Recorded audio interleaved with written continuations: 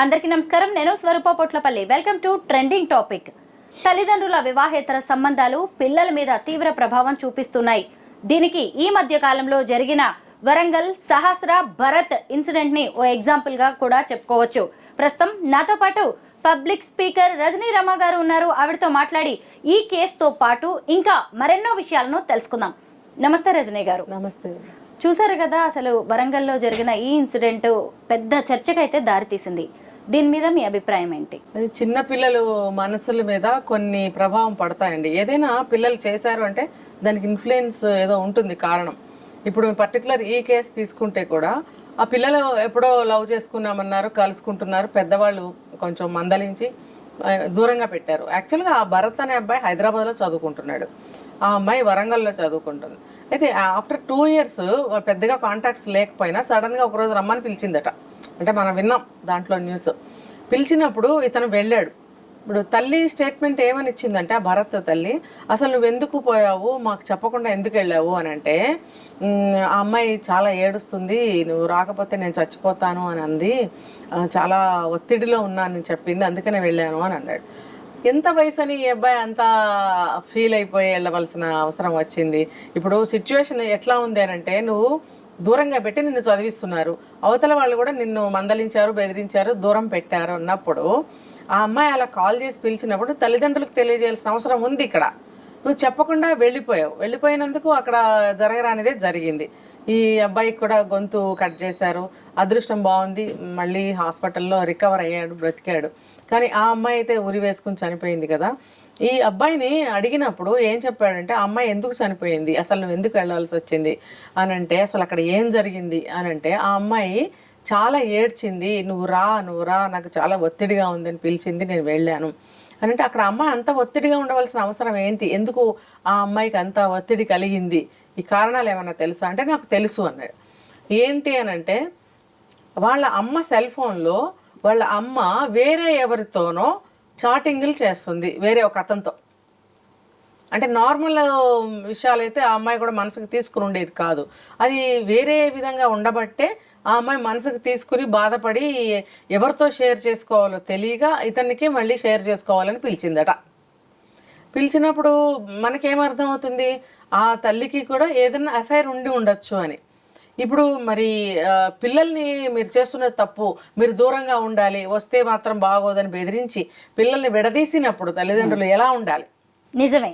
పైకి చూడ్డానికి ఏమో వీళ్ళిద్దరూ వాళ్ళ ఇంట్లో కలిసి ఉండడం, ఇటు సహస్ర సూసైడ్ చేసుకోవడం, భరత్ మీద అటాక్ చేసి గొంతుకోవడం, ఇవన్నీ చూస్తేనేమో వీళ్ళిద్దరి మధ్య ఏదో లవ్ లేదంటే ఫిజికల్ ఇంటిమసీ క్లోజ్ గా ఉన్నారు, అందుకే ఇలా జరిగిందనేది పైకి ప్రొజెక్ట్ చేస్తున్నా, వెనక చూస్తే తల్లిదండ్రుల క్యారెక్టర్ ఏంటి అనేది కూడా బయటపడుతుంది. వీళ్ళ ప్రేమ తప్పు అన్నప్పుడు అంత పెద్ద వయసులో ఉన్న తల్లిదండ్రులు చేసేది కరెక్టేనా? తప్పే కదా. నాకు ఇక్కడ అర్థం అవుతుంది ఏంటనంటే, ఈ విషయం బయటకి వస్తుందేమో అని చెప్పి వాళ్ళు పరువుని మనసుకు తీసుకుని ఆ అబ్బాయిని ఆ విధంగా అటాక్ చేశారు. ఇది ఆ అబ్బాయిని ఏదో చేసేస్తున్నారు, విషయాలన్నీ బయటకు వచ్చేస్తున్నాయి, నన్ను ఏమన్నా చేస్తారేమో, చంపేస్తారేమో అనే భయంతో ఆ అమ్మాయి కూడా ఉరివేసుకుందేమోనని అనుమానాలు వ్యక్తం అవుతున్నాయి. ఇప్పుడు పరిస్థితి ఎవరి వల్ల అలా వచ్చింది? తల్లిదండ్రులు అనేవాళ్ళు ఆదర్శప్రాయంగా ఉండాలి, మంచి నేర్పాలి. మంచి నేర్పడం కాదు, వాళ్ళు ఎలా అయితే ప్రవర్తిస్తున్నారో పిల్లలు అదే నేర్చుకుంటారు. ఇది మనం చాలాసార్లు చెప్పుకున్నాం. మీరు ఇటువంటి తప్పుడు మార్గంలో ఉండి పిల్లల్ని సరిగ్గా ఉండమంటే వాళ్ళు ఎలా ఉంటారు? ఏది మంచి ఏది చెడు తెలియని వయసులో ఉన్న పిల్లల ముందు మీరు మీ ఇష్టం వచ్చినట్టు ప్రవర్తిస్తూ వీళ్ళని మాత్రమే మీరు సరిగ్గా ఉండండి అంటే పిల్లలు ఉండలేరు. ఎందుకనంటే మీరు చేసి చూపిస్తున్నారు ఎలా ఉండాలనేది. ఇంకొకటి ఇప్పుడు ఈ కేసులో ఏంటంటే, వాళ్ళు చెప్పినట్టు వీళ్ళు దూరంగానే ఉన్నారు. కానీ ఎప్పుడైతే ఈ అమ్మాయి సెల్ ఫోన్లో ఆ మ్యాటర్ చూసిందో, వాట్సాప్ చాటింగ్లు చూసిందో, అప్పుడు ఆ అమ్మాయికి భయం వేసింది, ఒకలాంటి స్ట్రెస్కి గురైంది. అంటే ఇప్పుడు మైండ్ రిసీవ్ చేసుకునే సిచ్యువేషన్లో ఉండదు, అమ్మాయి స్థితిలో లేదు. ఎందుకంటే తల్లిదండ్రులు అనేవాళ్ళు దేవుళ్ళు పిల్లల దృష్టిలో. తల్లి దేవత, తండ్రి దేవుడు ఏ పిల్లలకైనా సరే. సడన్గా వాళ్ళు ఇలాంటి వాళ్ళని తెలిసినప్పుడు వాళ్ళు హతాశులు అవుతారు. అసలు రిసీవ్ చేసుకోలేదు మైండ్. అది ఊహించనంత విధంగా మైండ్ ఒత్తిడికి గురవుతుంది. దాన్ని ఎవరితో షేర్ చేసుకోవాలో అర్థం కాదు. తల్లితో తండ్రితో ఎవరితో షేర్ చేసుకునే విషయం కాదు అది. వాళ్ళ విషయాన్ని వాళ్ళతోనే షేర్ చేసుకోలేరు కదా. ఎవరైనా మనసుకు దగ్గరగా ఉన్న వాళ్ళతో షేర్ చేసుకోవాలని అనిపిస్తుంది. ఇప్పుడు ఈ సహస్రాని అమ్మాయి కూడా అదే ఒత్తిడికి గురి అయి ఉంది అని ఆ అబ్బాయే చెప్తున్నాడు. కాబట్టి నన్ను పిలిచింది షేర్ చేసుకోవడానికి. కానీ నేను వెళ్ళేటప్పటికి ఆ పక్కింటి వాళ్ళు ఎవరో చూసి ఫోన్ చేయడము, వాళ్ళు రావడము, మరి ఇలా చేయడం అనేది జరిగింది. చివరికి ఈ అబ్బాయి మీద నెట్టారు కూడా. నెడితే ఏమైందని చెప్పి వీళ్ళు అడిగినప్పుడు మొత్తం వివరంగా చెప్పాడు. నాకు ఏమీ తెలీదు, నేను అక్కడే నిలబడ్డాను కూడాను, వీళ్ళు ఇలా చేశారు, నేను ఆ బండిలో వేసుకుని అమ్మాయిని వెళ్తున్నప్పుడు కూడా నేను వెనకాల పరిగెట్టాను, అయినా కూడా వాళ్ళు తీసుకొని వెళ్ళారు. ఈ మధ్యలో ఎప్పుడు ఈ అబ్బాయిని ఇలా గొంతు కట్ చేశారనేది అర్థం కావట్లేదు. వివాహేతర సంబంధాలన్నీ విషాదాంతాలే. ఖచ్చితంగా భార్య భర్త పెళ్ళవుతుంది, పిల్లలు ఉన్నారు, అయినా సరే ఇంకొక వ్యక్తి మోజులో పడ్డం, వాళ్లతోనే జీవితం అనుకొని ఇటు భర్తని పిల్లల్ని నిర్లక్ష్యం చేయడం. ఒక చోట అయితే ఏకంగా కూతురు అడ్డుగా ఉంది ప్రియుడితో కలిసి ఉండడానికి అని అట్లకాడతో వాతలు పెట్టింది. ఆ అమ్మాయిని అయితే షెల్ఫ్ లో కుక్కింది, అసలు నాకు పిల్లలే లేరు అని చెప్పింది పోలీసులు వస్తే. ఇలా ఎందుకు రజనీ గారు దీన్ని ఎలా చూడాలంటారు? క్షణిక సుఖం కోసం చేస్తున్నారా, లేదంటే ఉన్న భర్తతోనో లేదంటే ఉన్న పార్ట్నర్తో సరిగ్గా హ్యాపీనెస్ లేక ఇలాంటి ఇంకొక దారిలోకి వెళ్తున్నారంటారా? ఇప్పుడు కొన్ని చట్టాలు వచ్చిన దగ్గర నుంచి ఈ విపరీతాలు ఎక్కువైపోయాయండి. ఏంటంటే మేము చేసేదానికి అడ్డు లేదు, అడ్డు ఉండదు అన్న అభిప్రాయంతో ఇలాంటి పనులు నిర్ణయాలు తీసుకోవడం, ఇలాంటి పనులు చేయడం జరుగుతుంది. దానికి ఈ పిల్లలు అడ్డమైపోతున్నారు. పిల్లలు భవిష్యత్తు కానీ పిల్లలకి తనకి ఉన్న బంధం కానీ వాళ్ళకి గుర్తు రాదు. ఆ సమయంలో పిల్లలు చూస్తారేమో, చెప్తారు. ఇప్పుడు చూడండి, ఇలా వెళ్ళేవాళ్ళు ఇది లీగలైజ్ కదా, మేము ఎందుకు చేయకూడదు అని అనుకుంటూనే మళ్ళీ ఒక పక్కన భయపడుతున్నారు. చూడండి, మీకు భయపడటం వల్లనే కదా పిల్లల్ని ఇలాంటి పనులు చేస్తున్నారు. దాచిపెట్టడము, వాళ్ళ నోరు నొక్కడము, ఇంకా వాళ్ళు చూశారని చెప్పి భయంతో వాళ్ళని చంపేయడం లాంటివి కూడా చేస్తున్నారు. అంటే మీరు చేస్తున్నది తప్పు అనే భావన మీలో ఉంది. ఖచ్చితంగా మీరు తప్పు చేస్తున్నారని మీకు తెలిసి కూడా మీరు ఇంత ధైర్యంగా ఎందుకు వెళ్తున్నారు? ఇప్పుడు లీగలైజ్ చేసిన చట్టాలు ఉన్నంత మాత్రాన మీరు ఏదైనా నేరం చేస్తే ఆ చట్టం ఈ నేరానికి అడ్డు కాదు, దీనికి వేరే చట్టం ఉంటుందని ఎందుకు మర్చిపోతున్నారు? లీగలైజ్ చేసింది ఇలాంటి ఎవరు పడితే వాళ్ళు ఎప్పుడు పడితే అప్పుడు ఇష్టం వచ్చినట్టు పిచ్చిగా వెళ్ళడానికి చట్టం చేయలేదు. అది పర్టికులర్ కొంతమంది కోసము, కొన్ని పరిస్థితుల వల్ల ప్రభావితమైన మనుషుల కోసము పెట్టిన చట్టాలు అవి. ఆ చట్టం అనేది ఖచ్చితంగా సరిగ్గా తెలుసుకోకుండా మీరు మీ ఇష్టం వచ్చినట్టు మీ పాటికి మీరు పోతూ ఉంటే ఈ పిల్లల్ని మీరు కని ఒక మనిషిని హత్య చేసినట్టే కదా. వాళ్ళని బాధ పెట్టడమో, వాళ్ళని చంపేయడమో, ఇదంతా ఎటువంటి నేరాలకు దారితీస్తుంది? మీరు ఎటువంటి నేరాలకు చేస్తున్నారు? మీరు భయపడుతున్నప్పుడు నేరాలు చేయకండి. ఇది ఇంకొక యాక్ట్లోకి వెళ్ళిపోతుంది కదా. ఇప్పుడు మన యాక్టుల గురించి నేనేం చెప్పదలుచుకోవట్లేదు, కానీ ఇది అందరికీ తెలిసిన విషయం కాబట్టి. ఒక నేరం చేస్తే శిక్ష అనేది ఉండదండి, ఇది ఎవరికైనా తెలిసిన విషయమే. నువ్వు ఆ చట్టాన్ని పట్టుకుని ఇంకొక నేరం చేస్తే దీనికి ఈ చట్టం వర్తించదనే ఇంగిత జ్ఞానం కూడా ఉండట్లేదా? తల్లి అయినా సరే బిడ్డను కొడితే అది చట్టరీత్యా నేరం అని చెప్తున్నప్పుడు ఇంతంత పనులు చేస్తుంటే ఇది ఎంత నేరం అర్థం అవ్వట్లేదా? మరి అది తెలుసుకుని కదా వెళ్ళాలి వీళ్ళు. అంటే మీరు అన్నట్టు క్షణికావేశంలో ఇప్పుడు ఇది చెయ్యాలి, ఇప్పుడు ఇది కావాలి, ఇప్పుడు ఇక్కడ వెళ్ళాలి అని అనుకుంటే అయిపోవాలి. అది దీనికి అంతటికి ముందు చూపు లేకపోవడం, విజ్ఞత విచక్షణ లేకపోవడము, ఒక ఏమంటారు ఒక ఆలోచన శక్తి కూడా సరిగ్గా లేకపోవడం, ఇదంతా తప్పుడు నిర్ణయాలు. భార్యను ముక్కలు చేసి ఆధారాలు కూడా దొరకకుండా చేసిన మీర్పేట్ గురుమూర్తి ఇన్సిడెంట్ లో కూడా ఇలాంటి వివాహేతర సంబంధమే ఉన్నట్టుగా బయటకు వచ్చింది.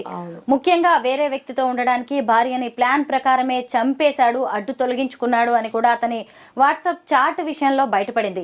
అయితే ఇక్కడ చూసారు కదా, పిల్లలు ఏమైపోవాలి అంటే తండ్రికి వచ్చిన కోపం కావచ్చు, లేదంటే తండ్రికి వేరే వ్యక్తితో ఉన్న అఫైర్, ఇప్పుడు తల్లి చనిపోవడం, అది కూడా ఎంత సైకిక్ గా భార్యను చంపాడు అతను. ఇవన్నీ కూడా పిల్లల మీద ఎలాంటి ప్రభావం చూపిస్తాయి చెప్పండి? పిల్లల మీద ప్రభావం ఏంటి? అసలు వాళ్ళ జీవితం అంతా శూన్యమే కదా. ఇంకా అసలు ఆ పిల్లల్ని వాళ్ళ గ్రాండ్ పేరెంట్స్ ఎవరైనా కానీ ఆ తండ్రి దగ్గరికి ఎందుకు పంపిస్తారు? ఇంకా పంపించరు. వాళ్ళు తల్లి తండ్రి లేని అనాథలుగా ఎక్కడో ఒక చోట పెరగాల్సిందే. అంటే వాళ్ళ మనసులో తండ్రి అనే పాత్ర పట్ల చాలా చెడు అభిప్రాయం, ఏహ్యత అనేది కలుగుతుంది వాళ్ళకి. ఇంకా ఏ తండ్రిని చూసినా వాళ్ళకి గౌరవం కలగదు. అటువంటి సిచ్యువేషన్ వాళ్ళకి వచ్చేస్తుంది. ఎందుకంటే మా నాన్నేది మా అమ్మ ఏదని పెరిగిన తర్వాత అడిగితే ఉన్నవాళ్ళు చెప్పరా అండి? చెప్తారు కదా, మీ నాన్న ఇంత కిరాతకుడు అని అన్నప్పుడు వాళ్ళకి మనసులో ఎంత బాధ కలుగుతుందో తెలుసా? ఇప్పుడు ఎవరైనా సరే మీ నాన్నేడి అని అన్నప్పుడు వెంటనే ఇవన్నీ వాళ్ళకి గుర్తుకొస్తాయి. లేదు అవతల వాళ్ళకి ఈ కేసులు తెలుసు అనుకోండి, మీ నాన్న ఇదంట కదా, మీ అమ్మ ఇదంట కదా అని అన్నప్పుడు వాళ్ళకి జీవితం ఎంత దుర్భరం అయిపోతుందండి.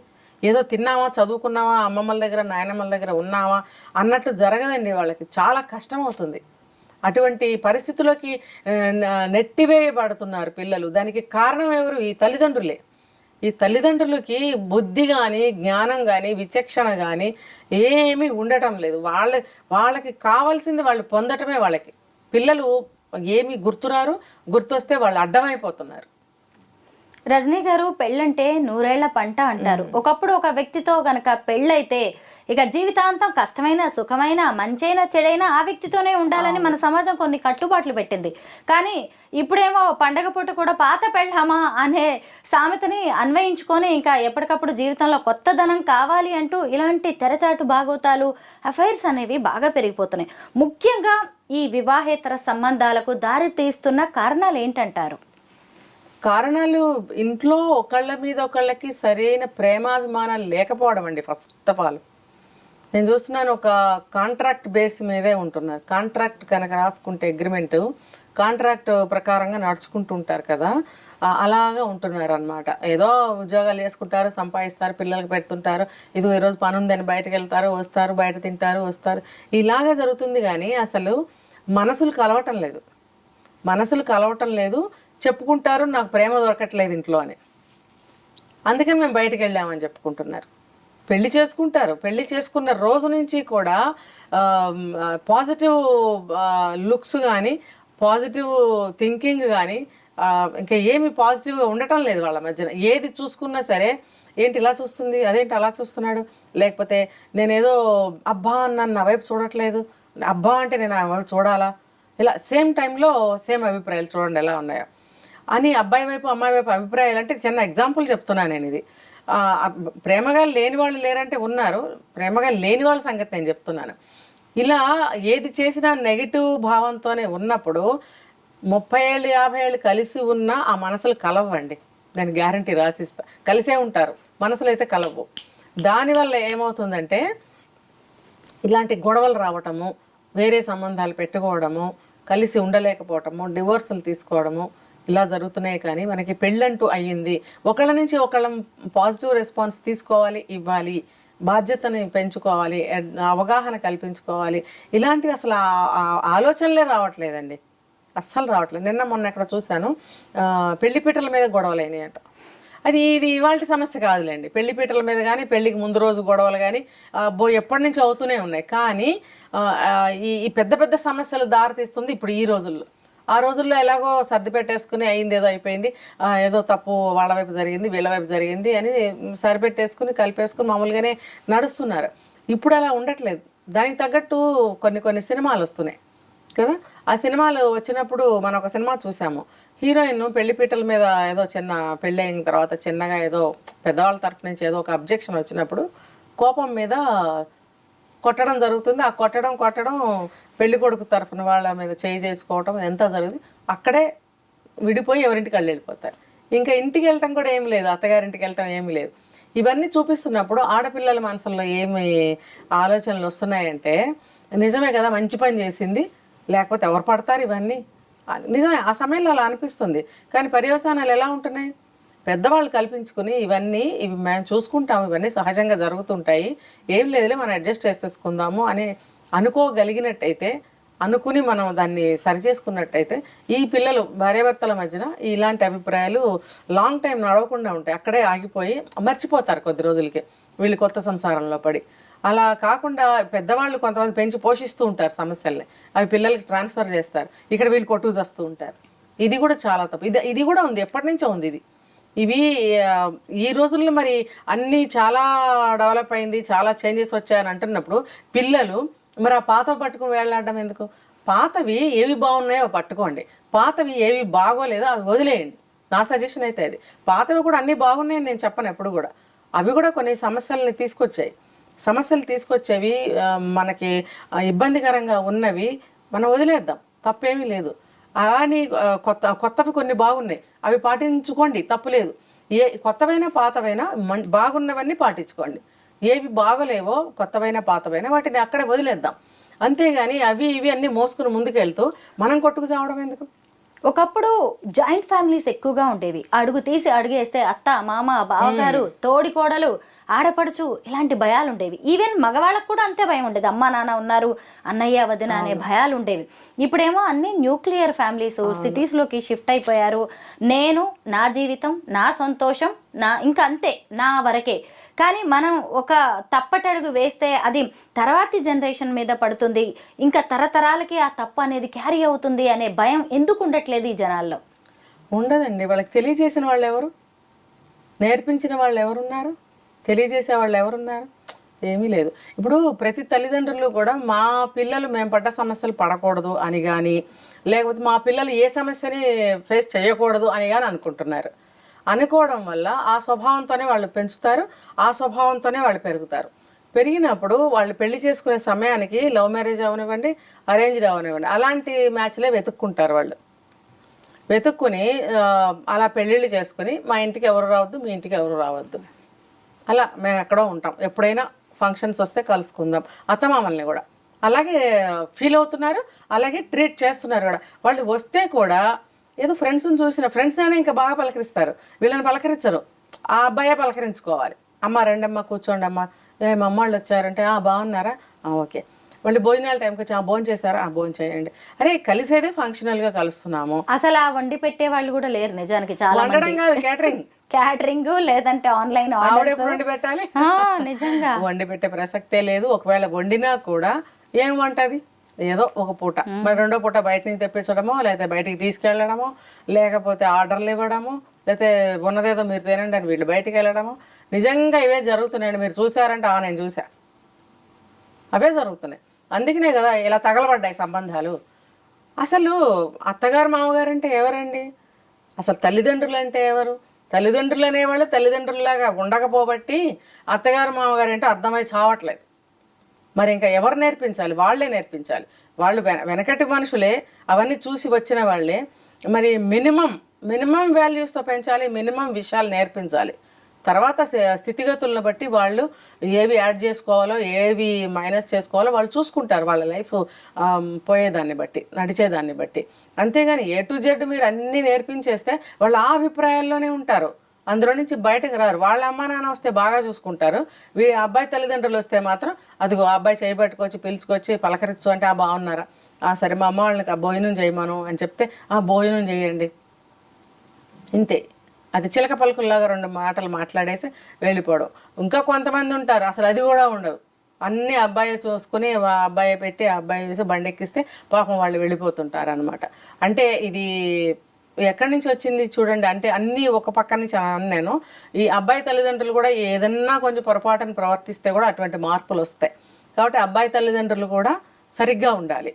వీళ్ళు కూడా పరిస్థితులు అలా ఉన్నప్పుడు, మీరు అన్నారు న్యూక్లియర్ ఫ్యామిలీస్ అని, అలా ఉన్నప్పుడు మనం కూడా వాళ్ళు ఏది ఇష్టపడుతున్నారో, ఏది దగ్గరికి రానివ్వట్లేదో దాన్ని మన సాయశక్తిలో ప్రయత్నించి కూడా అది ఫలితం దక్కలేదు, వాళ్ళు మన దారికి రాలేదు అన్నప్పుడు వదిలేయండి. వాళ్ళకి ఏది కావాలో దాన్ని పోనివ్వండి. మీరు వెళితే కూడా పలకరిస్తే పలకండి, లేకపోతే లేదు. మన వాల్యూస్ మనం కాపాడుకోవాలి, నేర్పడానికి ప్రయత్నించాలి. కానీ నేర్చుకునే స్థితిలో కొంతమంది ఉండనప్పుడు ఏం చేయాలి? మన వాల్యూ మనం కాపాడుకోవాలి కదా. అంతేకాని మళ్ళీ మనం ఇటు నుంచి సుట్టిపోటి మాట్లాడడము, గొడవలు పెట్టడం చేస్తే అసలే అలా ఉన్న సంబంధం ఇంకొంచెం వీక్ అయిపోతుంది. ఇంకా సంబంధాలు తెగిపోతాయి. ఇంకా ముందు అక్కడికి వాళ్ళ ఇంటికి వెళ్ళాలంటే కూడా వెళ్ళలేరు కదా.